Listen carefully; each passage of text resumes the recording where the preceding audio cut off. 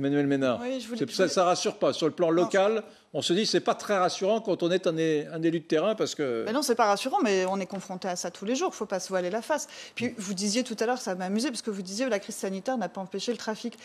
Est-ce que vous avez vu que maintenant, vous pouvez vous faire livrer à domicile par le biais de diverses plateformes, vous pouvez vous faire livrer votre drogue à domicile. Uber Shit. Mais voilà. Uber Shit. Donc c'est quand même...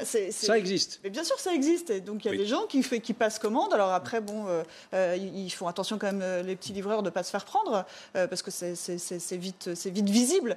Mais ça existe. Et puis je voudrais rebondir sur ce que disait M. Castaner tout à l'heure, parce que vous nous avez passé un extrait de ce qu'il a dit. Il faut mutualiser nos forces. Il faut mutualiser... Ouais, alors attendez, là pour le coup, moi je vous parle en tant qu'élu de terrain, parce qu'effectivement à Béziers, on a une police nationale, on a une compagnie de gendarmerie juste à côté, et on a une police municipale. La police municipale, ça fait des mois qu'on se bagarre, on a un chien stup. On ne peut pas l'utiliser. On n'a pas le droit de l'utiliser. Pourquoi ? Parce qu'une histoire de bureaucratie à la française, j'allais dire. Et donc, pour l'instant, alors qu'il faut passer une convention avec la police nationale, pas de problème, on passe toutes les conventions qu'on veut, il n'y a aucun souci. En plus, on collabore très bien avec la police nationale, il n'y a aucun problème, les deux polices s'entendent très bien. Simplement, on a notre procureur qui nous dit, ben non, vous n'avez pas respecté toutes les règles, machin, et ça prend des mois. Ça, alors que le chien stup, il y a des polices municipales qui ont des chiens stup dans beaucoup d'autres villes en France, ça se passe très bien, que la police nationale est en demande, que la gendarmerie est en demande, parce que des chiens stup, il n'y en a pas assez. Donc quand on a un contrôle de stup à Béziers, on est obligé de faire venir les chiens stup de Montpellier. Enfin, imagine, alors qu'on en a un sous la main. Et donc on nage en plein délire. Alors moi, la mutualisation de M. Castaner, je veux bien, mais au moins que ce soit concrétisé dans les faits, parce que là, c'est n'importe quoi. Non, c'est pas de tout repos non plus. Ce que vous disiez, parce que c'est très intéressant, c'est exactement ce que je ressens moi, quand même, dans toutes les rues de notre ville. Vous dites, ils ne se cachent plus. Mais c'est ça, effectivement. Personne ne se cache, hein. Ils font ça au vu et au su de tout le monde. C'est pour ça que quand vous parliez de Beauvais, qui a fait une plateforme où on peut signaler les points de trafic et tout ça.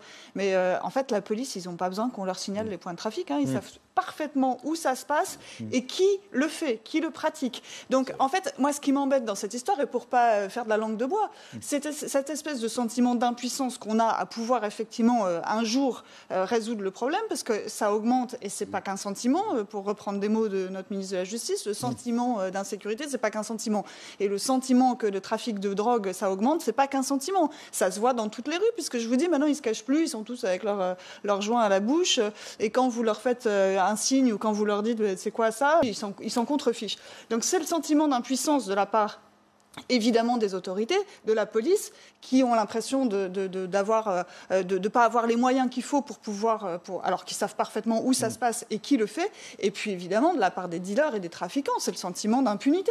Parce que s'il n'y avait pas ce sentiment d'impunité, ils ne le feraient pas au vu, au su de tout le monde. Mais les gamins de 13, 14, 15 ans qui font le guet dans les quartiers ou en bas des cages d'escalier, ils se contrefichent de voir la voiture de police passer, hein.